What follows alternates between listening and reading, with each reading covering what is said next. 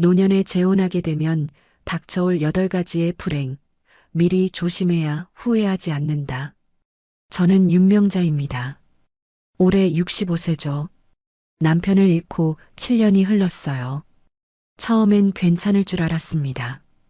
딸 유리도 있고 작은 반찬 가게도 운영하고 있으니까요. 하지만 정말 힘든 시간은 저녁이었어요. 가게 문을 닫고 집으로 돌아가는 길, 혼자 저녁을 차려 먹는 시간, 텔레비전을 켜도 웃음소리만 허공에 떠돌죠. 그때마다 가슴 한편이 텅 비어 있다는 걸 느꼈습니다. 어느 봄날이었어요. 가게에 한 남자분이 왔는데 처음 보는 얼굴이었죠. 키도 적당하고 인상도 온화해 보였어요. 최도연이라고 자기소개를 했습니다.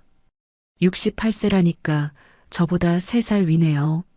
사장님, 여기 김치 정말 맛있네요. 어떻게 이렇게 시원하게 담그세요? 도연이 김치를 한 젓가락 집어먹으며 말했어요. 오랜만에 들어보는 칭찬이었습니다. 마음이 조금 따뜻해지더라고요. 비법은 없어요.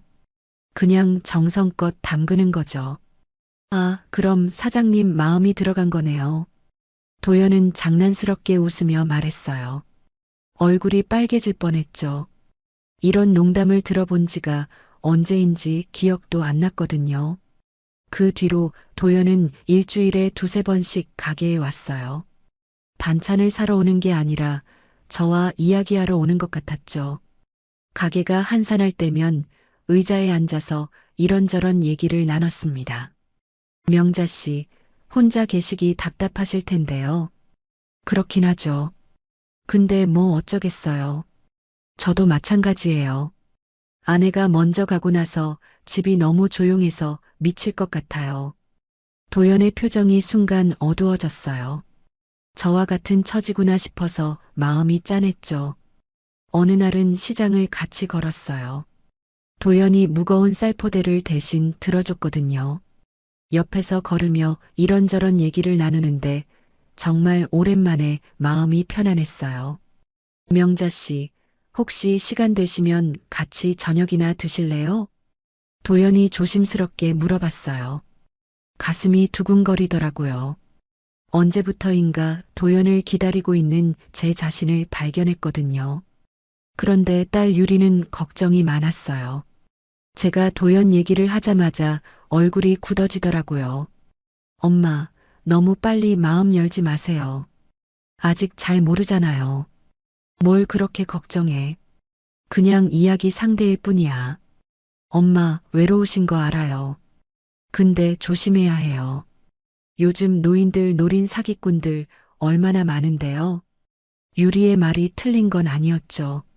하지만 도연과 함께 있으면 7년 동안 얼어붙었던 마음이 조금씩 녹는 것 같았어요. 누군가와 함께 웃고 이야기하고 걱정을 나누는 그 따뜻함이 그리웠거든요. 이 사람이라면 나를 외롭게 만들지 않겠지? 저는 그렇게 생각했습니다. 7년간의 외로움이 너무 깊어서 도연의 작은 친절도 큰 사랑으로 느껴졌던 것 같아요. 돌이켜보니 그때부터 제가 이성을 잃기 시작한 거였죠. 매일 저녁이면 도연이 올까봐 문 쪽을 힐끔힐끔 봤어요.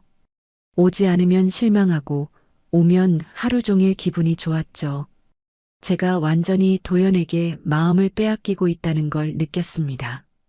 혼자 있을 때 뭐 하세요? 책도 보고 드라마도 보고요.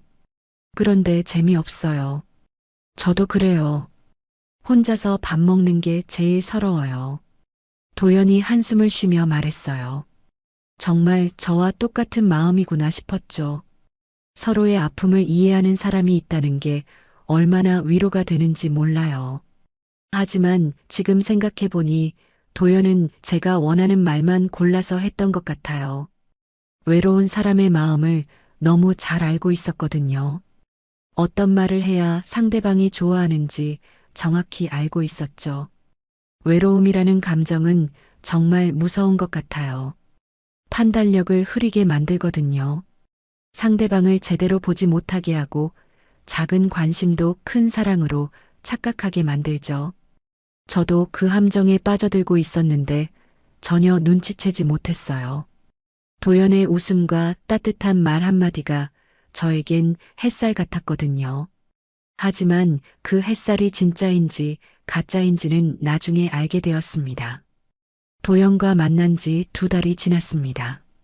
어느 날 저녁 도연이 갑자기 제 손을 잡더라고요. 명자 씨, 우리 결혼해요. 순간 가슴이 쿵 하고 떨어졌어요. 너무 갑작스러워서 말이 안 나왔죠. 저희가 결혼을요? 네. 이 나이에 시간 낭비할 필요 없잖아요. 서로 좋은데 왜 망설여요? 도연의 목소리가 확신에 차 있었어요. 저는 머리가 하얗게 변하는 느낌이었죠. 결혼이라니요. 7년 만에 듣는 말이었거든요. 너무 빠른 게 아닐까요? 우리 서로를 아직 잘 모르잖아요. 사랑하면 되는 거지. 뭘 더 알아야 해요? 명자 씨, 혼자 사시기 힘드시죠? 도연이 제 2손을 감싸주며 말했어요. 따뜻한 손길이었죠. 그 순간 7년간의 외로움이 한꺼번에 밀려왔어요. 혼자 밥 먹고, 혼자 잠들고, 아플 때도 혼자 끙끙 앓았던 날들이요. 이제 누군가와 함께할 수 있다는 생각에 눈물이 날 것 같았습니다. 좋아요. 결혼해요. 제가 그렇게 대답했어요. 도연의 얼굴에 환한 미소가 번졌죠. 하지만 지금 생각해보니 그때 제가 너무 성급했던 것 같아요. 사랑에 빠진 게 아니라 외로움에서 벗어나고 싶은 마음이 더 컸거든요. 딸 유리에게 소식을 전했을 때 반응은 예상대로였어요. 엄마 미쳤어요? 2달 만에 결혼이 말이 돼요? 유리야, 엄마가 이 나이에 뭘 더 기다려. 도연 씨 좋은 사람이야. 좋은 사람인지 어떻게 알아요? 2달로 뭘 알겠어요? 유리는 목소리를 높였어요. 하지만 제 마음은 이미 정해져 있었죠. 누군가와 함께 살고 싶다는 마음이 모든 걸 덮어버렸거든요. 엄마 혼자 계시는 거 보기 안타까워서 그래요. 근데 너무 서두르시는 것 같아요. 걱정 마. 엄마가 판단해서 하는 일이야. 그렇게 말하긴 했지만 가슴 한편이 불안했어요. 정말 잘하는 일인지 확신이 서지 않았거든요. 하지만 이미 입 밖으로 낸 말을 되돌리기엔 너무 늦었죠.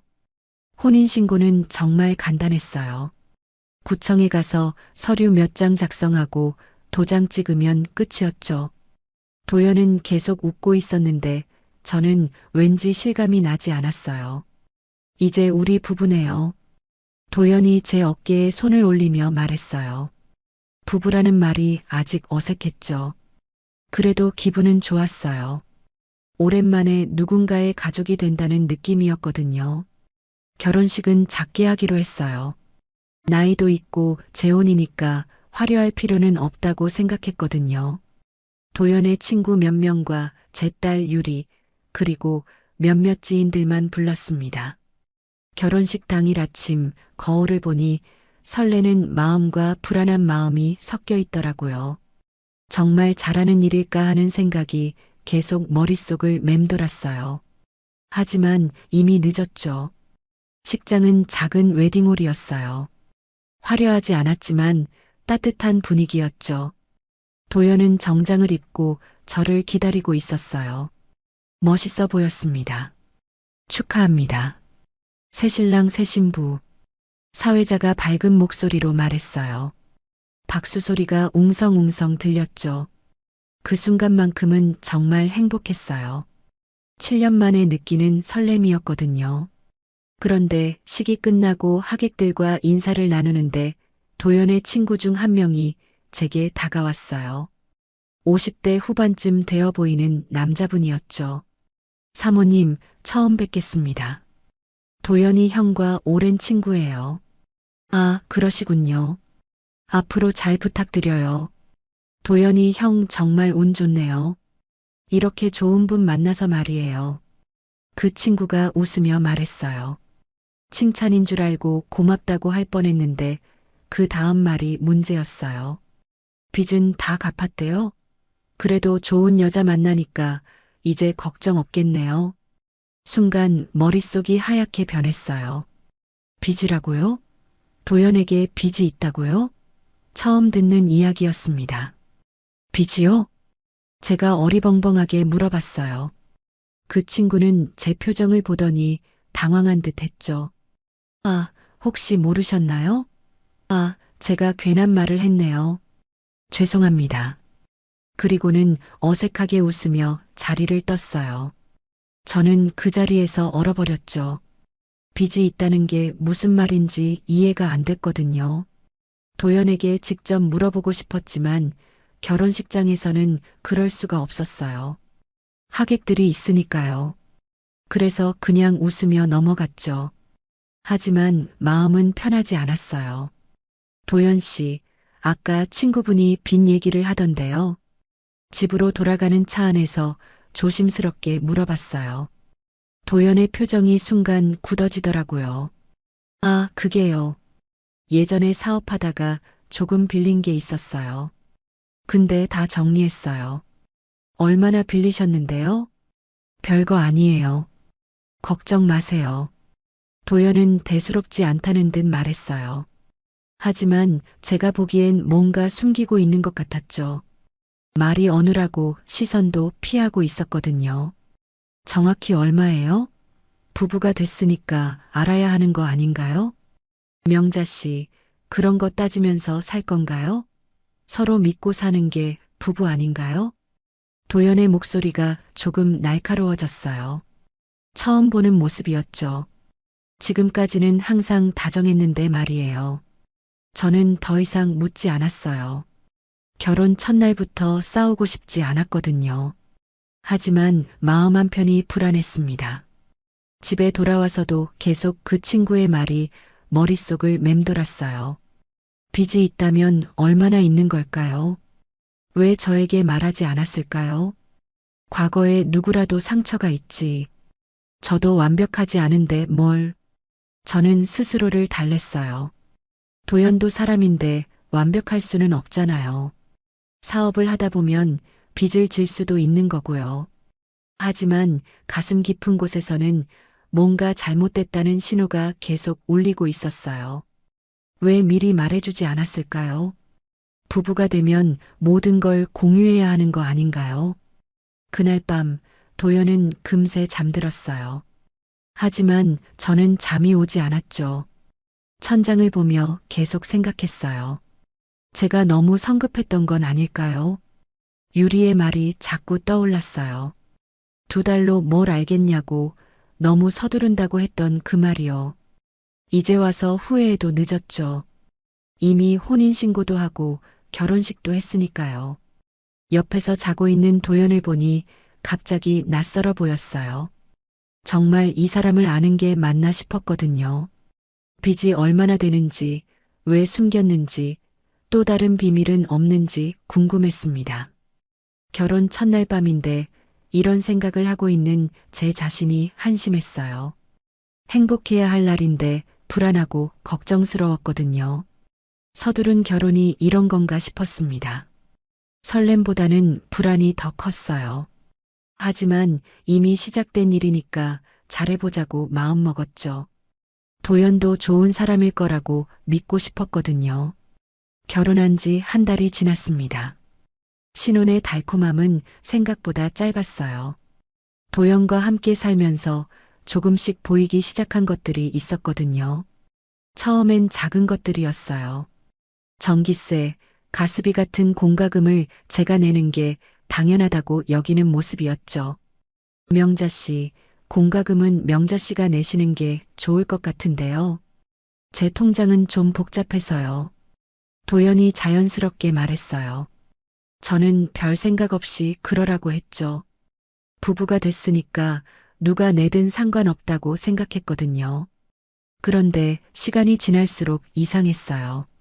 장 보는 것도 제가 내고, 외식해도 제가 내고, 심지어 도연의 개인적인 용돈까지 제게 손을 벌리더라고요. 명자 씨, 미안한데 용돈 좀 줄 수 있어요? 친구들 만나야 하는데 지갑이 가벼워서요. 얼마나 필요해요? 10만 원만요. 나중에 갚을게요. 나중에 갚겠다는 말은 허공에 떠돌 뿐이었어요. 갚은 적이 한 번도 없었거든요. 하지만 저는 말하지 않았어요. 부부 사이에 돈 계산하고 싶지 않았거든요. 어느 날 저녁 도연이 갑자기 진지한 표정으로 말을 꺼냈어요. 명자 씨, 우리 이사를 해야겠어요. 이사를요? 왜요? 저는 깜짝 놀랐어요. 지금 살고 있는 집은 제가 7년 동안 혼자 살던 곳이었거든요. 추억도 많고 편한 곳이었는데 갑자기 이사를 하자니요. 여기는 너무 좁아요. 우리 둘이 살기에는 말이에요. 더 넓은 곳으로 옮기면 어떨까요? 도연의 말이 틀린 건 아니었어요. 실제로 좀 좁긴 했거든요. 하지만 갑작스럽긴 했죠. 그런데 이사 비용이 만만치 않을 텐데요. 그게 문제예요. 집 보증금이 부족한데요. 도연이 머뭇거리며 말했어요. 뭔가 말하고 싶은 게 있는 것 같았죠. 보증금이 얼마나 필요한데요? 5천만 원 정도요. 그런데 제 통장에는 2천만 원밖에 없어서요. 제 가슴이 철렁 내려앉았어요. 부족한 돈이 3천만 원이라니요. 그 돈을 어디서 구하겠다는 건지 궁금했습니다. 그럼 어떻게 하실 건데요? 명자 씨 명의로 하면 어떨까요? 도연이 조심스럽게 말했어요. 제 명의로 하자고요? 순간 머리가 하얗게 변했습니다. 제 명의로요? 네. 명자 씨 통장에 돈이 있으시잖아요. 그리고 명자 씨 신용도가 더 좋을 것 같은데요.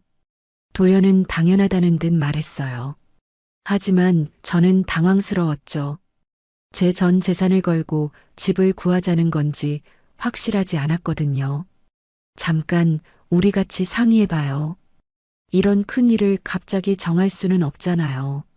제가 차근차근 말해보려고 했어요. 하지만 도연의 반응은 예상과 달랐습니다. 명자 씨는 정말 속 좁으시네요. 부부가 뭘 그렇게 따져요? 도연의 목소리가 싸늘해졌어요. 순간 가슴이 찌릿했죠. 속이 좁다고요? 속 좁은 게 아니라 신중하게 생각해 보자는 거예요. 그럼 명자 씨는 계속 이 좁은 집에서 살고 싶으세요? 내가 없었으면 이렇게 혼자 살았을 거예요. 도연이 차가운 표정으로 말했어요. 그 한마디가 제 가슴을 찔렀습니다. 혼자 살았을 거라는 말이요. 맞는 말이었어요. 도연이 없었다면 저는 지금도 혼자 이 집에서 외롭게 살고 있었을 테니까요. 갑자기 죄책감이 밀려왔습니다. 그런 뜻이 아니에요. 그럼 뭔 뜻이에요? 저한테는 집 한 칸 내주기도 아까우시다는 거예요? 도연의 말이 점점 날카로워졌어요. 저는 말문이 막혔죠. 정말 그런 마음은 아니었거든요. 아니에요. 그런 게 아니라 좀 더 신중하게 생각해 보자는 거였어요. 신중하게? 명자 씨는 저를 믿지 않으시는군요. 도연이 한숨을 쉬며 말했어요. 실망스럽다는 표정이었죠. 저는 더욱 당황했습니다. 믿지 않는 게 아니라요. 그럼 뭐예요? 부부가 됐는데 이것도 저것도 따지고 앉았네요. 도연은 돌아서서 침실로 들어가 버렸어요. 저는 거실에 혼자 남았죠. 가슴이 답답했어요. 정말 제가 잘못 생각한 건가요? 부부라면 당연히 함께 해야 하는 건가요? 하지만 뭔가 석연치 않았어요. 왜 하필 제 명의로 해야 하는 걸까요? 그날 밤 잠자리에서 도연은 저에게 등을 돌리고 잤어요. 화가 난 것 같았죠. 저는 잠이 오지 않았어요. 도연의 말이 계속 머릿속을 맴돌았거든요. 혼자 살았을 거라는 그 말이요. 맞는 말이었지만 왜 이렇게 마음이 아픈지 모르겠어요. 다음 날 아침 도연은 여전히 차가웠어요. 인사도 대충 하고 밥도 거의 먹지 않았죠. 도연 씨, 어제 일 때문에 화났어요? 조심스럽게 물어봤어요. 도연은 신문을 보며 대답했습니다. 화난 게 아니라 실망했어요. 명자 씨가 저를 이렇게 못 믿으실 줄은 몰랐어요. 또 실망했다는 말이에요. 가슴이 쿵 하고 내려앉았죠. 그럼 어떻게 하고 싶으세요? 명자 씨 마음대로 하세요. 저는 상관없어요. 도연은 쌀쌀맞게 말하고 나가버렸어요. 저는 혼자 남아서 계속 생각했습니다. 정말 제가 잘못 생각한 걸까요? 부부가 됐으니까 당연히 함께 해야 하는 걸까요? 하지만 마음 한편에서는 계속 경고음이 울리고 있었어요. 결국 저는 도연에게 먼저 말을 걸었어요. 도연 씨, 이야기 좀 해요. 뭔 이야기요? 어제 집 이야기 말이에요. 제가 너무 예민했나 봐요. 도연의 표정이 조금 풀렸어요. 아, 그래요? 네. 부부가 됐으니까 함께 해야죠. 제 명의로 하는 것도 괜찮아요. 저는 그렇게 말했어요. 도연은 환하게 웃으며 제 어깨를 감쌌습니다. 명자 씨, 역시 제 눈에 잘못이 없었어요. 고마워요. 그 순간은 기뻤어요. 도연이 다시 예전처럼 다정해졌거든요. 하지만 지금 생각해보니 그때부터 시작된 것 같아요. 제가 무엇을 해야 하고 무엇을 하지 말아야 하는지 도연이 정하기 시작한 거죠. 저는 도연의 기분을 맞춰가며 살게 되었습니다. 돈 문제는 그 이후로 계속 반복됐어요. 이것 좀 사야겠다. 저것 좀 필요하다. 늘 제게 손을 벌렸죠. 그리고 제가 망설이면 똑같은 말을 했어요. 내가 없었으면 혼자 살았을 거 아니에요? 그 말 한마디면 저는 아무 말도 할 수 없었어요. 정말 그랬으니까요. 도연이 없었다면 저는 지금도 혼자였을 테니까요. 사랑보다 돈이 먼저가 되어버렸어요. 무엇을 하든 돈 이야기가 먼저 나왔고 제 지갑에서 돈이 나가는 건 당연한 일이 되었죠. 저는 그때부터 경제적으로 도연에게 끌려다니기 시작했습니다. 사랑하는 마음보다 죄책감이 더 컸거든요.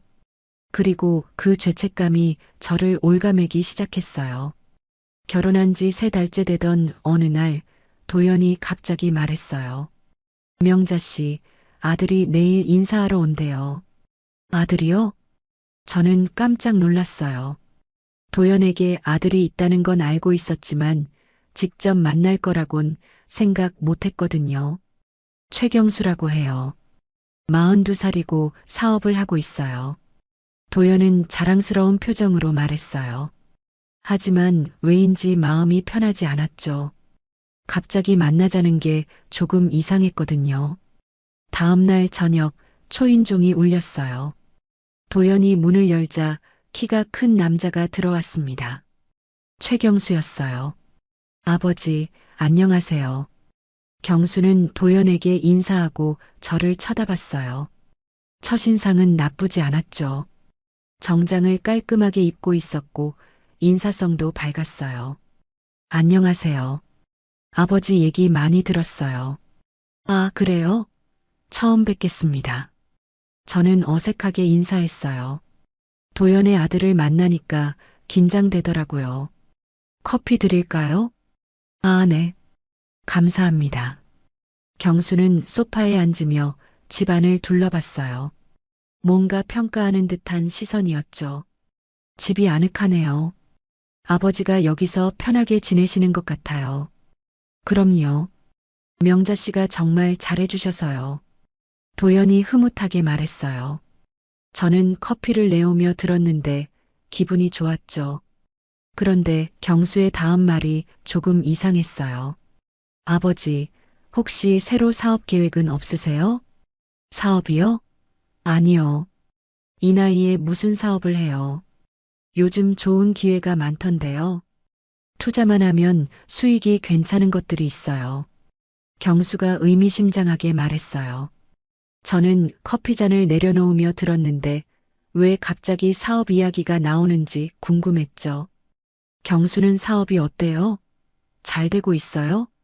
제가 물어봤어요. 경수의 표정이 순간 굳어지더라고요. 아, 네. 그런데 요즘 투자할 곳을 찾고 있어서요. 투자요? 네. 좋은 기회가 있는데 자금이 좀 부족해서요. 경수는 도연을 쳐다보며 말했어요. 도연도 뭔가 알아듣는 표정이었죠. 그때 문득 불안한 느낌이 들었어요. 혹시 돈 이야기를 하러 온 건 아닐까 싶었거든요. 어떤 사업인데요?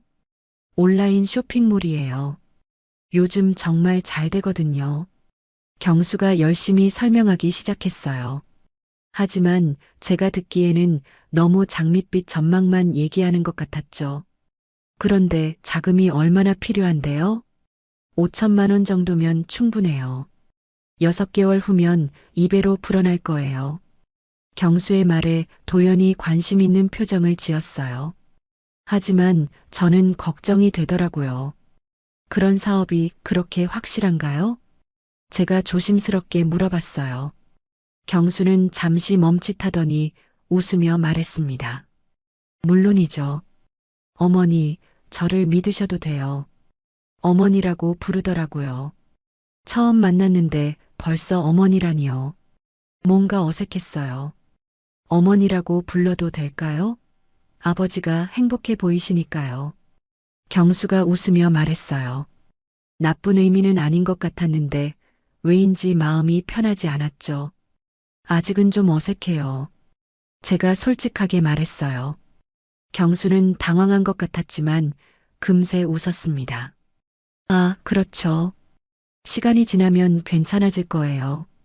그 후로 경수는 계속 사업 이야기를 했어요. 얼마나 좋은 기회인지 놓치면 안 된다는 식으로 말이에요. 아버지, 한번 투자해 보시는 게 어때요? 글쎄, 돈이 있어야 투자하지. 도연이 난처한 표정으로 말했어요. 그때 경수가 저를 쳐다봤습니다. 어머니는 어떻게 생각하세요? 갑자기 저에게 묻는 거예요. 무슨 대답을 해야 할지 몰랐죠. 저는 잘 모르겠어요. 사업은 위험한 거 아닌가요? 어머니, 요즘은 다 투자해요. 그냥 저축만 하면 손해거든요. 경수가 설득하려는 투로 말했어요. 하지만 저는 확신이 서지 않았어요. 바로 그때 유리가 왔어요. 미리 약속한 게 있었거든요. 엄마, 안녕하세요.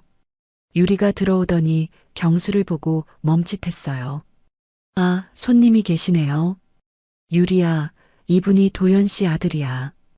경수 씨, 제가 소개해줬어요. 유리는 차가운 표정으로 인사했습니다. 안녕하세요. 아, 유리 씨시군요. 많이 들었어요. 경수가 밝게 인사했지만 유리는 별로 반갑지 않은 표정이었어요. 뭐 하시는 분이세요? 유리가 직접적으로 물어봤어요. 경수는 잠시 당황한 듯 했죠. 사업을 하고 있어요. 온라인 쇼핑몰이요. 아, 그래요. 잘 되세요? 유리의 질문이 날카로웠어요. 경수는 어색하게 웃었습니다. 네, 그럭저럭요. 그럭저럭이면 잘 안 된다는 뜻이네요. 유리가 시원하게 말했어요. 경수의 얼굴이 빨개졌죠. 유리야, 너무 직설적으로 말하지 마. 제가 말렸어요. 하지만 유리는 계속했습니다. 궁금해서요. 혹시 엄마한테 돈 빌리러 오신 건 아니시죠? 순간 방 안이 조용해졌어요. 경수는 당황한 표정이었고 도연은 불편해 보였죠. 유리야, 그런 식으로 말하면 어떻게 해? 도연이 불쾌한 목소리로 말했어요. 유리는 전혀 물러서지 않았습니다. 엄마, 저 사람 믿지 마세요. 처음 만난 사람한테 어머니라고 부르는 게 이상하지 않아요? 유리의 말에 경수가 벌떡 일어났어요. 뭐라고요? 저를 사기꾼 취급하시는 거예요? 사기꾼이라고 안 했는데요? 왜 그렇게 받아들이세요? 유리도 지지 않고 맞섰어요. 분위기가 험악해졌습니다. 유리야, 그만해. 제가 말렸지만 소용없었어요. 엄마, 이 사람들이 엄마를 뭘로 보는지 모르겠어요? 돈주머니로 보는 것 같은데요. 유리의 말에 도연이 화를 냈어요. 야, 내가 너무 나가는 거 아니야? 어른한테 그게 뭔 말이야? 어른이면 어른답게 행동하셔야죠. 새어머니한테 돈 빌리러 오는 게 어른다운 행동인가요? 유리와 도연이 서로 노려보며 말했어요. 저는 가운데 끼어서 어쩔 줄 몰랐죠. 다들 진정하세요. 제가 말했지만 이미 분위기는 엉망이었어요. 어머니, 죄송합니다. 이런 일이 생길 줄 몰랐네요. 경수가 저에게 사과했어요. 하지만 유리는 계속 의심스러운 눈초리를 보냈습니다. 엄마, 이 사람들 조심하세요. 뭔가 이상해요. 유리가 제 귀에 속삭였어요. 저는 머리가 아팠습니다. 가족 테이블에 앉아 있는 네 사람. 도영과 경수는 한편이고 유리와 저는 한편인 것 같았어요. 공기 중에 팽팽한 긴장감이 흘렀습니다. 오늘은 그만 가볼게요. 경수가 일어섰어요. 도연도 따라 일어났죠. 죄송합니다. 다음에 다시 인사드리러 오겠어요. 경수가 저에게 인사하고 나갔어요. 도연도 함께 나가더라고요. 유리와 둘만 남았을 때 유리가 말했어요. 엄마, 저 사람들 정말 이상해요. 처음 만나자마자 어머니라고 부르고 사업 투자 이야기하고 그래도 너무 심했어. 처음 만난 사람한테 그렇게 말하면 어떻게 해? 엄마, 제가 왜 그랬는지 아세요? 저 사람 눈빛이 이상했어요. 엄마 통장 잔고 계산하는 것 같았거든요. 유리의 말에 저도 생각해보니 그런 것 같았어요. 경수가 저를 보는 시선이 뭔가 어색했거든요. 그날 밤 도연이 돌아와서는 화가 나 있었어요. 명자 씨, 유리가 너무했어요. 제 아들을 사기꾼 취급하다니. 미안해요. 유리가 좀 직설적이긴 해요. 직설적인 게 아니라 예의가 없어요. 어른한테 어떻게 그럴 수 있어요? 도연이 목소리를 높였어요. 저는 당황했죠. 유리도 저를 걱정해서 그런 거예요. 걱정은 무슨, 그냥 이기적인 거죠. 어머니 재산 뺏길까봐 그러는 거 아니에요? 도연의 말에 가슴이 찔렸어요. 정말 유리가 그런 마음일까요? 노년의 재혼이 이런 건가 싶었어요. 서로의 자녀들이 경계하고 의심하고 자기 몫을 지키려고 하는 거 말이에요. 두 집안의 전쟁 같았습니다. 결혼한 지 넉 달째 저는 점점 이상한 걸 느끼기 시작했어요. 도연이 자꾸 전 부인 이야기를 하기 시작한 거예요.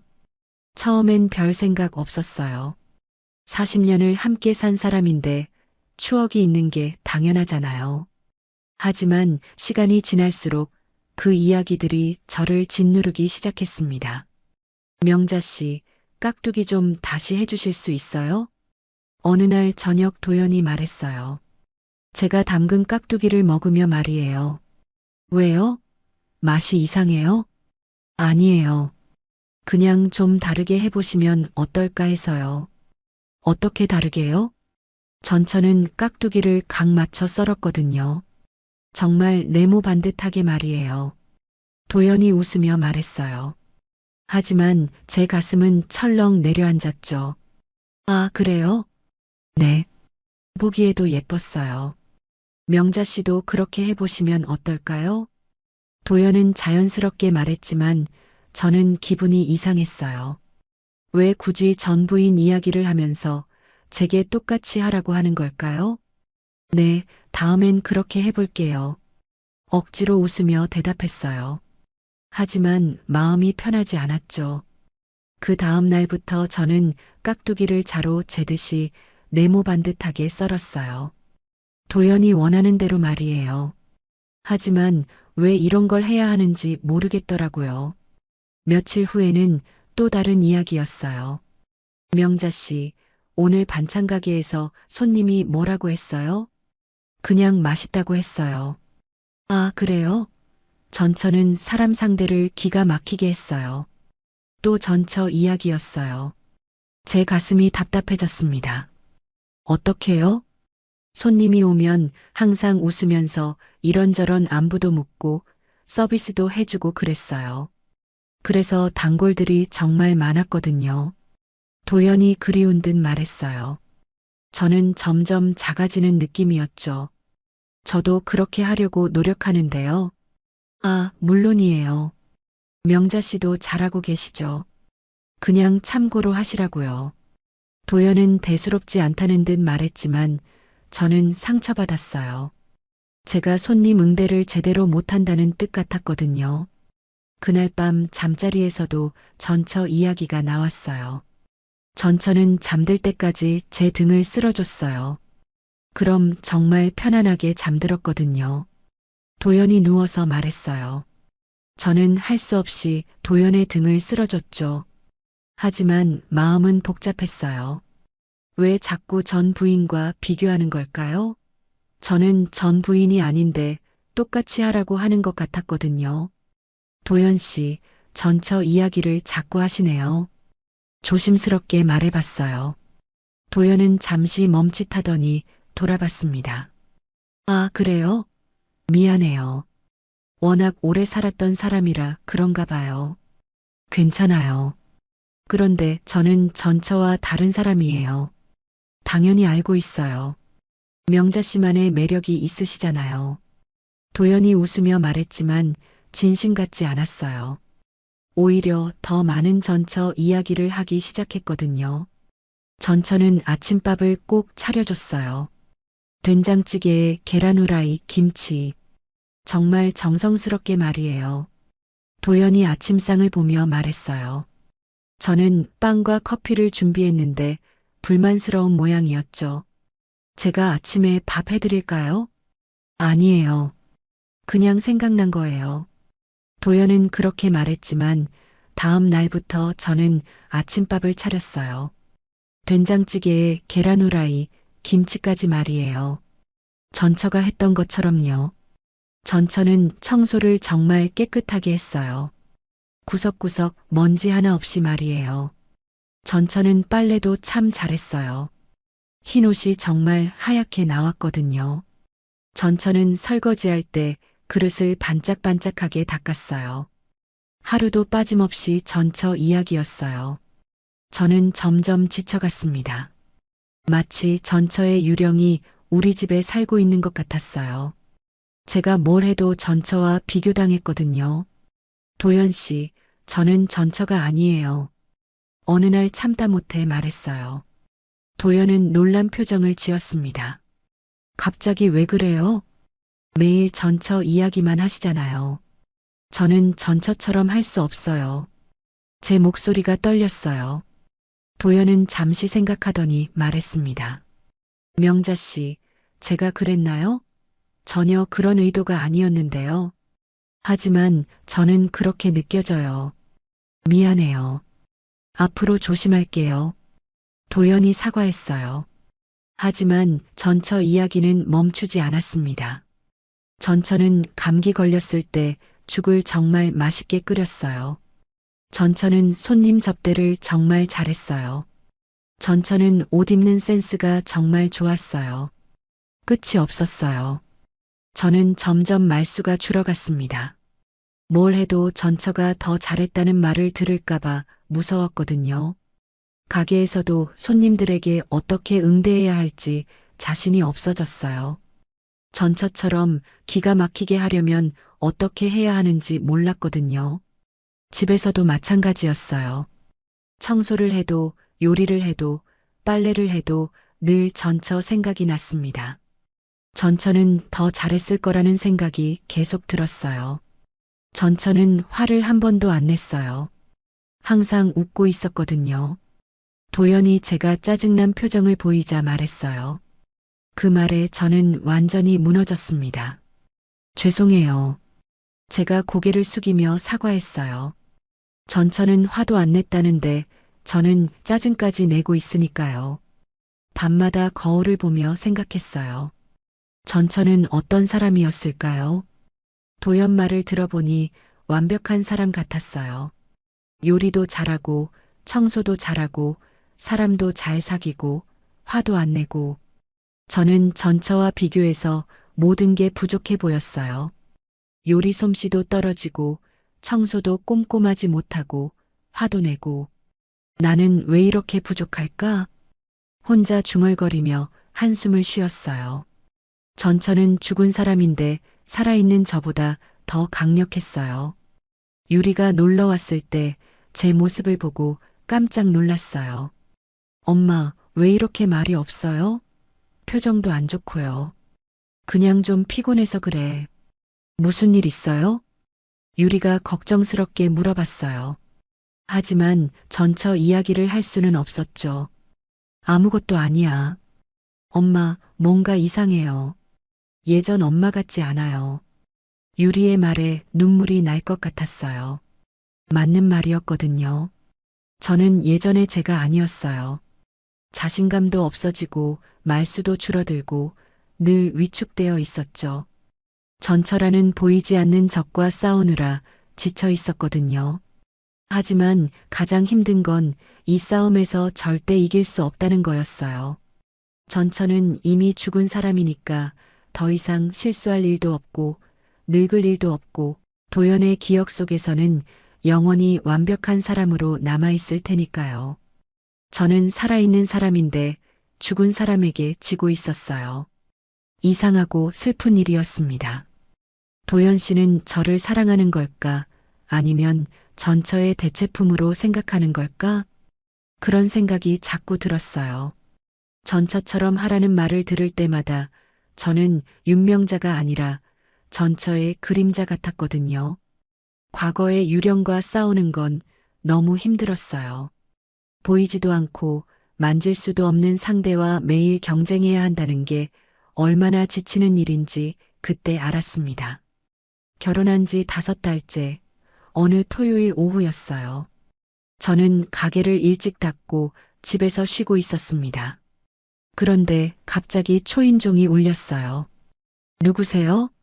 정숙이에요. 문 좀 열어주세요. 박정숙이었어요. 도연의 누나죠. 70세라고 들었는데 목소리부터 기가 샜어요. 문을 열어주니 정숙이 큰 봉지를 들고 들어왔습니다. 미리 연락도 없이 말이에요. 안녕하세요, 형수님. 제가 어색하게 인사했어요. 아직 형수님이라는 호칭이 어색했거든요. 야, 형수는 무슨. 그냥 정숙이라고 불러. 정숙이 거침없이 말하며 집안을 둘러봤어요. 뭔가 검열하는 듯한 시선이었죠. 도연이 어디 있어? 마트에 갔어요. 곧 올 거예요. 그래. 그럼 기다릴게. 정숙은 제 허락도 구하지 않고 소파에 앉았어요. 마치 자기 집인 것처럼 말이죠. 집이 생각보다 괜찮네. 근데 좀 답답해 보여. 정숙이 집을 평가하기 시작했어요. 제 기분이 좀 이상했죠. 커피 드릴까요?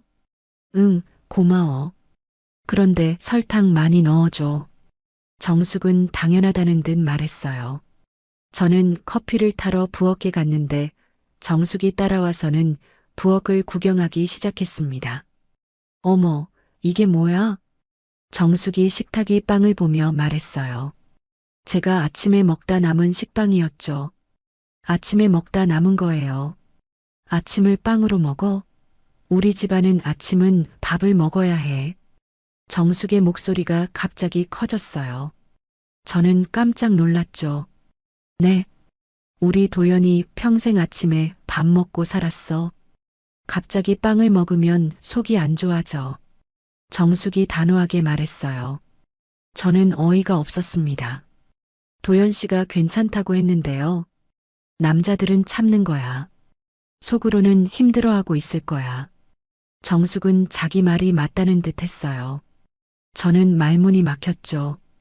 그때 도연이 돌아왔어요. 누나, 언제 왔어요? 방금 왔어. 그런데 도연아, 아침을 빵으로 먹는다며? 정숙이 바로 따졌어요. 도연은 당황한 표정이었죠. 가끔 그래요. 별거 아닌데요. 별거 아니긴. 우리 엄마가 평생 아침에 밥 차려주셨는데 갑자기 빵이 무슨 말이야? 정숙의 목소리가 날카로워졌어요. 저는 가운데 끼어서 어쩔 줄 몰랐습니다. 누나, 그냥 넘어가요. 넘어가긴 뭘 넘어가. 며느리 교육을 제대로 해야지. 며느리 교육이라니요. 저는 귀를 의심했어요. 형수님, 제가 뭘 잘못했나요? 조심스럽게 물어봤어요. 정숙은 저를 빤히 쳐다봤습니다. 아침밥도 제대로 안 해주고 집 관리도 엉성하고 우리 집 며느리가 그러면 안 되지. 집 관리가 엉성하다고요? 제가 반박했어요. 저는 나름대로 깨끗하게 살고 있었거든요. 화장실 가봤더니 수건이 제대로 정리가 안 되어 있더라고. 그리고 냉장고도 어지럽고 정숙이 제가 없는 사이에 집안을 다 둘러봤다는 뜻이었어요. 어이가 없었죠. 누나, 그런 건 저희가 알아서 할게요. 도연이 말했지만 정숙은 물러서지 않았어요. 알아서 하긴 뭘 알아서 해. 이렇게 사는 게 알아서 하는 거야? 누나, 너무 심하시는 거 아니에요? 제가 참다 못해 말했어요. 정숙은 눈을 동그랗게 뜨고 저를 봤습니다. 뭐라고? 심하다고? 네, 너무 간섭이 심하신 것 같아요. 간섭이라고? 야, 내가 시누이인데 간섭을 하면 안 돼? 정숙이 목소리를 높였어요. 저도 지지 않고 맞섰습니다. 시누이라고 해서 남의 집에 와서 이래라 저래라 할 권리는 없잖아요. 남의 집이라고? 여기가 남의 집이야? 제 집이에요. 우리 도연이 사는 집이 내 집이라고? 정숙과 제가 서로 노려보며 말했어요. 분위기가 험악해졌죠. 정숙 씨, 그만하세요. 제가 단호하게 말했어요. 정숙은 잠깐 놀란 것 같았지만 곧 화를 냈습니다. 야, 지금 반말이야? 나한테 반말을 해? 죄송해요. 하지만 너무 심하세요. 심하긴 뭐가 심해. 내가 우리 동생 잘 되라고 하는 말인데. 정숙은 도연을 보며 말했어요. 도연아, 내 와이프가 나한테 이래도 되는 거야? 도연은 난처한 표정이었어요. 저는 도연이 제 편을 들어주길 바랐습니다. 누나, 명자 씨도 기분이 나쁘실 만해요. 기분이 나쁘긴 뭐가 나빠. 시누이가 조언해 주는 건데. 조언이 아니라 간섭이에요. 제가 다시 말했어요. 정숙은 완전히 화가 났습니다. 야, 지금 내가 간섭한다는 거야? 네, 맞아요. 제 사생활에 간섭하고 계세요. 사생활이라고? 부부가 어떻게 사는지 보는 게 사생활 간섭이야? 정숙과 저는 계속 말다툼을 했어요. 도연은 가운데서 어쩔 줄 몰라 했죠. 그만해요, 둘 다. 도연이 말렸지만 이미 늦었어요. 도연아, 내가 정말 이 여자 편들 거야? 정숙이 도연에게 따졌어요. 도연은 잠시 고민하는 것 같았습니다. 누나, 명자 씨가 틀린 말은 아니에요. 좀 심하게 말씀하신 것 같아요. 도연이 제 편을 들어줬어요. 저는 안도했죠. 하지만 정숙은 더욱 화가 났습니다. 그래, 결혼하더니 누나도 모르는구나. 좋아, 알았어. 정숙은 봉지를 들고 일어났어요. 앞으로 신경 안 쓸게. 어떻게 살든 네 알아서 해. 그리고는 쾅 하고 문을 닫고 나갔어요. 집안이 조용해졌습니다. 명자 씨, 괜찮아요? 도연이 저에게 물어봤어요. 저는 가슴이 두근거렸죠. 네, 괜찮아요. 하지만 마음은 편하지 않았어요. 앞으로도 정숙이 이런 식으로 간섭할 것 같았거든요. 며칠 후 정숙이 다시 왔어요. 이번에는 도연이 있을 때였죠. 도연아, 형수는 어디 있어? 가게에 갔어요. 그래. 그럼 잠깐 이야기 좀 하자. 정숙은 도연과 둘이 오랫동안 이야기했어요. 제가 집에 돌아왔을 때는 정숙이 가고 없었죠. 뭘 이야기했어요? 제가 물어봤어요. 도연은 어색한 표정이었습니다. 그냥 이런저런 이야기요. 정숙 씨가 또 저에 대해 뭐라고 했죠? 아니에요. 별 이야기 안 했어요. 도연이 말을 아꼈어요. 하지만 분명히 제 이야기를 했을 거예요. 그날 저녁 도연의 태도가 조금 달랐어요. 명자 씨, 누나 말이 아주 틀린 건 아닌 것 같아요. 무슨 말이요? 아침에 밥을 먹는 게 좋을 것 같아요. 지금까지 괜찮다고 하셨잖아요. 그냥 말 안 한 거예요. 사실 좀 아쉬웠어요. 도연이 솔직하게 말했어요. 저는 배신감을 느꼈습니다. 그럼 처음부터 그렇게 말씀하시지. 왜 괜찮다고 하셨어요? 명자 씨가 힘들까 봐서요. 그런 식으로 배려하지 마세요. 솔직하게 말씀해 주세요. 제가 화내며 말했어요. 도연은 난처한 표정이었죠. 그럼 앞으로 아침에 밥 해주실 수 있어요? 네, 하겠어요. 억지로 대답했어요. 하지만 마음은 편하지 않았습니다. 그 다음부터 정숙의 간섭은 계속됐어요. 집에 올 때마다 이것저것 지적했죠. 설거지를 이렇게 하면 안 돼. 뜨거운 물로 해야지. 청소는 이런 식으로 해야 돼. 반찬은 이렇게 만들어야 맛있어. 끝이 없었어요. 제가 힘들다고 도연에게 말하면 도연은 이렇게 말했어요. 그냥 좀 맞춰줘요. 누나도 좋은 뜻에서 하는 말이에요. 좋은 뜻이라고요? 저는 점점 제 공간에서 쫓겨나는 기분이었어요. 정숙은 제가 하는 모든 일에 간섭했고 도연은 그런 정숙의 편을 들었어요. 저는 제 집에서도 자유롭지 못했습니다. 두 사람이 대화할 때마다 다툼이 되었어요. 제가 뭔가 요청하면 도연은 누나 이야기를 꺼냈고 저는 지쳤습니다.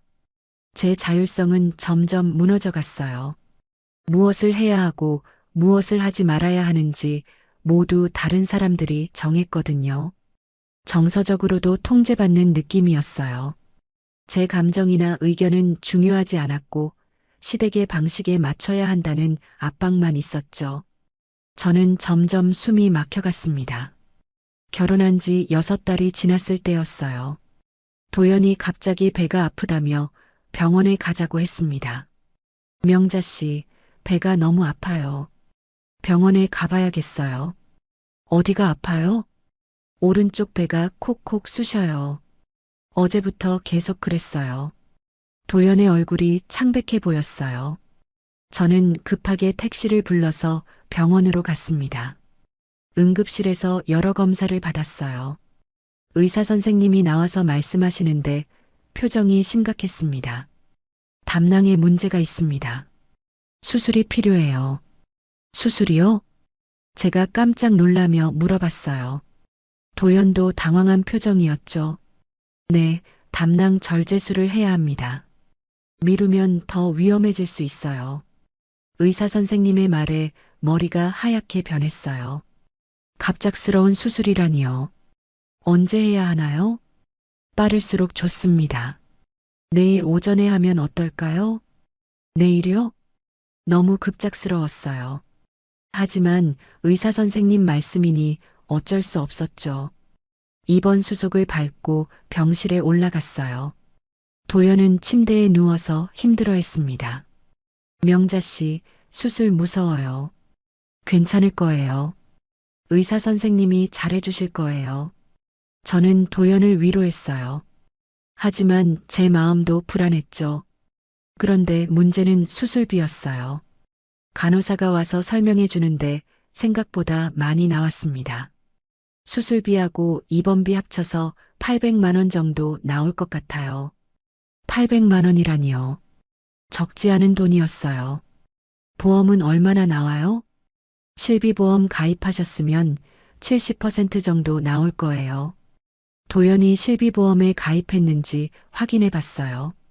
다행히 가입되어 있었지만 그래도 200만 원은 저희가 내야 했습니다. 명자 씨, 죄송해요. 갑자기 돈이 이렇게 많이 들어가서 괜찮아요. 건강이 우선이죠. 저는 그렇게 말했지만 걱정이 됐어요. 제 적금을 깨야 할 것 같았거든요. 수술은 다행히 잘 끝났어요. 하지만 그때부터가 진짜 힘든 시간이었습니다. 도연은 수술 후 회복이 생각보다 더뎠어요. 나이가 있다 보니까 그런가 봐요. 명자 씨, 물 좀 주세요. 명자 씨, 이불 좀 덮어주세요. 명자 씨, 등 좀 긁어주세요. 5분마다 저를 부르더라고요. 저는 병실 의자에 앉아서 하루 종일 도연을 돌봤습니다. 밤에도 마찬가지였어요. 도연이 아프다고 하면 간호사를 불러야 하고 화장실 갈 때도 부축해야 하고 명자 씨, 잠깐 나가서 쉬세요. 제가 할게요. 간호사분이 말씀해 주셨지만 도연이 놔주지 않았어요. 아니에요. 명자 씨가 있어야 안심이 돼요. 결국 저는 병실 의자에서 잠을 청해야 했어요. 목도 아프고 허리도 아팠지만 어쩔 수 없었죠. 3일째 되던 날 정말 힘들었어요.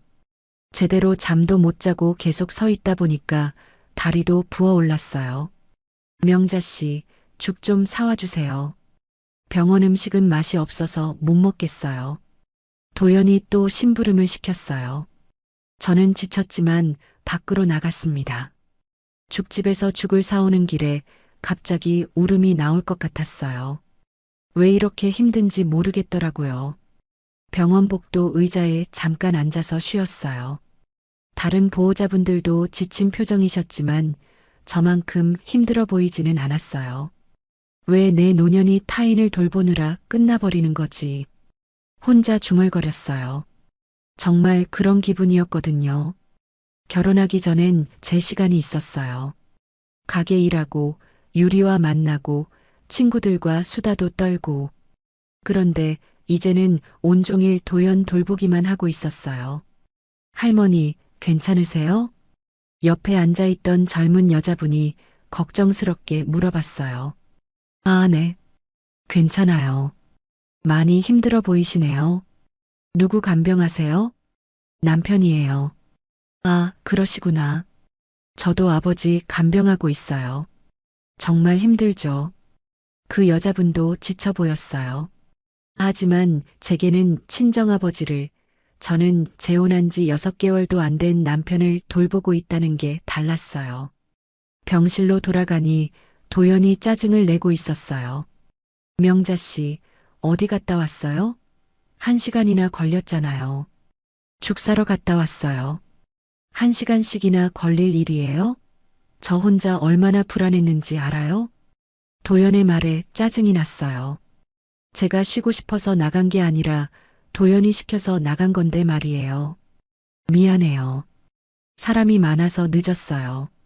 참고 사과했어요. 싸우고 싶지 않았거든요. 일주일이 지나도 도연은 퇴원하지 못했어요. 회복이 더디다는 게 의사 선생님 말씀이었죠. 그 일주일 동안 저는 집에 한 번도 못 갔어요. 가게도 문 닫아야 했고요. 명자 씨, 집에 가서 쉬세요. 아니에요. 괜찮아요. 정말 괜찮아요? 너무 무리하시는 것 같은데요. 의사 선생님이 걱정해 주셨지만 도연이 제가 없으면 안 된다고 했어요. 당신밖에 없잖아요. 도연이 당연하다는 듯 말했어요. 그 말에 가슴이 철렁했습니다. 당신밖에 없다고요? 정말 저밖에 없는 건가요? 도연에게는 아들 경수도 있고 누나 정숙도 있잖아요. 경수 씨나 정숙 씨는 안 와요? 조심스럽게 물어봤어요. 경수는 바빠서 못 오고 누나는 나이가 많아서 힘들어요. 그렇다고 하니 할 말이 없었어요. 결국 저만 있는 거였죠. 하지만 뭔가 이상했어요. 아들이 아버지 수술했는데 한 번도 안 온다는 게 말이 되나요? 정숙도 그렇고요. 한 번 정도는 와야 하는 거 아닌가요? 괜찮아요. 명자 씨가 있으니까요. 도연은 대수롭지 않게 말했어요. 마치 제가 간병하는 게 당연한 것처럼요. 그때 깨달았어요. 저는 도연에게 사랑받는 아내가 아니라 간병인 같은 존재구나 싶었거든요. 사랑한다면 이렇게 힘들게 하지 않을 텐데요. 한 번이라도 힘들면 쉬라고 말해줄 텐데요. 하지만 도연은 그런 말 한 번 안 했어요. 오히려 당신밖에 없다며 더 많은 걸 요구했죠. 명자 씨, 발 좀 주물러 주세요. 명자 씨, 머리 좀 감겨 주세요. 명자 씨, 옷 좀 갈아입혀 주세요. 끝이 없었어요. 저는 24시간 도연의 시중을 들어야 했습니다. 2주째가 되었을 때 저는 정말 한계였어요. 몸도 아프고 정신적으로도 지쳤어요. 도연 씨, 제가 너무 힘들어요. 하루만이라도 쉴 수 없을까요? 명자 씨, 조금만 참아요. 곧 퇴원할 거예요. 언제 퇴원해요? 의사 선생님이 일주일 더 봐야 한다고 하셨어요. 일주일 더라니요. 저는 정말 쓰러질 것 같았어요. 그날 밤 화장실에서 거울을 봤는데 제가 아닌 것 같았어요. 얼굴은 푸석하고 눈은 푹 꺼져 있고 이게 내 모습이구나. 한숨이 나왔어요. 결혼 전 모습과는 완전히 달랐거든요. 이게 사랑인가 싶었어요. 사랑이라면 상대방이 힘들어하는 걸 보고 가슴 아파해야 하는 거 아닌가요? 하지만 도연은 제가 힘들어해도 별로 신경 쓰지 않았어요. 오히려 더 많은 걸 요구했죠. 결혼 생활이 사랑이 아니라 의무로 느껴지기 시작했어요. 해야 하니까 하는 것, 도와달라니까 도와주는 것. 사랑하는 마음은 어디로 갔을까요? 처음 도연을 만났을 때 느꼈던 그 따뜻함은 어디로 사라진 걸까요? 병원에서 보낸 그 2주 동안 저는 정말 많은 걸 깨달았습니다. 제가 도연에게 어떤 존재인지, 이 결혼이 무엇인지 말이에요. 도연이 퇴원한 지 한 달이 지났어요. 하지만 집에서도 간병은 계속됐습니다. 도연은 완전히 회복되지 않았다며 저에게 계속 의존했거든요. 명자 씨, 약 좀 가져다 주세요. 명자 씨, 물 좀 떠다 주세요. 명자 씨, 등 좀 긁어주세요. 병원에서처럼 5분마다 저를 불렀어요. 저는 가게 일도 제대로 못하고 도연 시중만 들어야 했습니다. 어느 날 저녁 정말 한계였어요. 몸도 아프고 정신적으로도 지쳤거든요. 거울을 보니 완전히 늙어 보였어요. 이게 내가 원했던 결혼 생활인가? 혼자 중얼거렸어요. 전혀 아니었거든요. 사랑하는 사람과 함께 행복하게 살고 싶었는데 지금은 간병인이 되어 있었어요. 그때 유리가 전화했어요. 엄마, 목소리가 왜 그래요? 아픈 데 있어요? 아니야. 그냥 좀 피곤해서. 요즘 자주 피곤하다고 하시는데 정말 괜찮으세요? 유리의 걱정스러운 목소리에 눈물이 날 것 같았어요. 괜찮다고 했잖아. 엄마, 저 지금 갈게요. 아니야, 오지 마. 바쁠 텐데. 아니에요. 뭔가 이상해요. 지금 갈게요. 유리는 전화를 끊고 1시간 후에 집에 왔어요.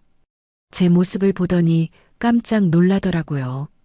엄마, 왜 이렇게 말랐어요? 얼굴도 완전히 달라졌어요.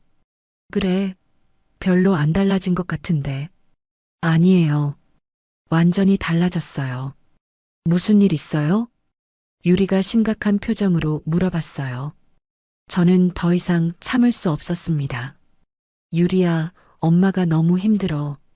그렇게 말하자마자 눈물이 쏟아졌어요. 참고 있던 게 한꺼번에 터진 거였어요. 엄마, 뭐가 힘들어요? 말씀해 보세요. 유리가 제 손을 잡으며 말했어요. 저는 그동안 있었던 일들을 하나하나 이야기했습니다. 도연의 빚, 전처와의 비교, 신우이의 간섭, 병원에서의 간병까지 모든 걸 말했어요. 유리는 점점 화가 나는 표정이었어요. 엄마, 이게 결혼이에요? 이건 착취잖아요. 착취라니, 그렇게 말하지 마. 아니에요. 정말 착취예요. 엄마를 돈 주머니로, 간병인으로, 가정부로 쓰고 있잖아요. 유리의 말이 날카로웠지만 틀린 말은 아니었어요. 정말 그런 취급을 받고 있었거든요. 그래도 부부가 됐는데 어떻게 해? 엄마, 이런 게 부부예요? 서로 사랑하고 존중해야 부부죠. 유리가 단호하게 말했어요. 엄마, 이혼하세요. 이혼이라니? 갑작스러운 말에 놀랐어요. 이혼이라는 생각은 해봤지만 실제로 누군가 말하니까 충격이었거든요. 네, 이혼하세요. 이 상황에서 더 버틸 필요 없어요. 하지만 사람들이 뭐라고 할까? 사람들 시선보다 엄마 인생이 더 중요해요. 유리의 말에 마음이 흔들렸어요. 정말 이혼을 해야 할까요? 며칠 동안 고민했어요. 계속 이렇게 살 수는 없다는 생각이 들었거든요. 하지만 이혼 결정을 내리기가 쉽지 않았어요. 그러던 어느 날 결정적인 일이 일어났어요. 도연이 또 경수 투자 이야기를 꺼낸 거예요. 명자 씨, 경수가 새로운 사업 기회를 가져왔어요. 또요? 이번엔 정말 확실한 거래요. 3개월 만에 2배로 불어날 거예요. 얼마요? 1천만 원이면 돼요. 1천만 원이라니요. 제 마지막 적금이었어요. 도연 씨, 저는 투자 안 하고 싶어요. 왜요? 돈을 불릴 수 있는 기회인데. 확실하지 않잖아요. 명자 씨는 왜 그렇게 소심해요? 이래서 가난한 거예요. 가난하다고요? 그 말에 정말 화가 났어요. 제가 가난해서 이렇게 사는 거라고 생각하세요? 아니에요. 그런 뜻이 아니라 투자에 너무 소극적이라는 뜻이에요. 투자가 아니라 도박이에요. 안 할 거예요. 제가 단호하게 말했어요. 도연의 얼굴이 일그러졌습니다. 그럼 명자 씨는 저랑 경수를 믿지 않는다는 거네요. 믿고 안 믿고의 문제가 아니에요. 그럼 뭐예요? 부부인데 서로 도와야 하는 거 아닌가요? 또 부부라는 말로 저를 올가매려고 하는 거였어요. 저는 더 이상 참을 수 없었습니다. 도연 씨, 이혼해요. 뭐라고요? 이혼하자고 했어요. 도연은 깜짝 놀란 표정이었어요. 갑자기 왜 그래요? 갑자기가 아니에요. 계속 생각해 왔어요. 명자 씨, 화가 나서 그러는 거죠? 진정하세요. 아니에요. 정말 이혼하고 싶어요. 저는 단호하게 말했어요. 도연은 당황하며 말을 바꿨습니다. 명자 씨, 제가 잘못했어요. 앞으로 잘할게요. 이미 늦었어요. 늦지 않았어요. 다시 시작해봐요. 하지만 저는 마음을 바꾸지 않았어요. 더 이상 이런 생활을 할 수 없었거든요. 이혼 절차는 생각보다 간단했어요. 도연도 끝까지 저를 붙잡지 않았거든요. 아마 다른 대안을 생각하고 있었나 봐요. 짐을 싸는 날 유리가 도와주러 왔어요. 엄마, 잘 결정하셨어요. 그럴까? 네, 정말 잘하셨어요. 유리가 저를 꽉 안으며 말했어요. 엄마, 혼자여도 괜찮아요. 외로움보다 더 아픈 건 잘못된 사람 옆에 서 있는 거예요. 그 말에 눈물이 났어요. 정말 그랬거든요. 외로움보다 잘못된 사람과 함께 있는 게 더 아팠어요. 집을 나서는 순간 복잡한 기분이었어요. 후회도 되고 안도감도 들었죠. 노년의 재혼, 행복으로 가는 문만 있는 줄 알았지. 그 안이 지옥일 줄은 몰랐다. 혼자 속삭였어요. 정말 그랬거든요. 행복할 줄만 알았는데 지옥 같은 시간이었어요. 지금 여러분에게 말씀드리고 싶어요. 노년의 재혼을 생각하고 계신다면 정말 신중하게 생각해 보세요. 외로움 때문에 성급하게 결정하지 마시고 상대방을 충분히 알아보세요. 경제적인 부분도, 가족 관계도, 성격도 모든 걸 확인해 보세요. 사랑은 필요합니다. 하지만 확인은 더 필요합니다. 저처럼 후회하지 마시고 신중하게 결정하시길 바라요.